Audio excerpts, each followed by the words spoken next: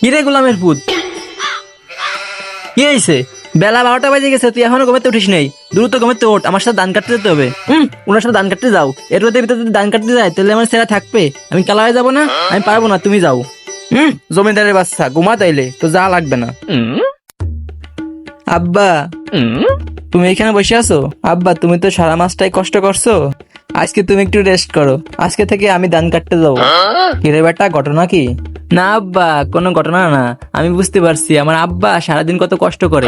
আজকে তুমি রেস্ট করো, আজকে থেকে আমি ধান কাটতে যাবো। বুঝলাম না, তুই তো ভালো হলি কেমনে? এ দাঁড়া দাঁড়া দাঁড়া, তোর না আজকে এসএসসি পরীক্ষার রেজাল্ট দেছে? ও আব্বা দেছে। আব্বা, আমি ধান কাটতে গেলাম। ওই দাঁড়া দাঁড়া দাঁড়া, তোর রেজাল্টের খবর কি? কি পাইছিস তুই? আব্বা, আমি ফেল করছি। ও, এর জন্য আমার এত তেল মারতেছো?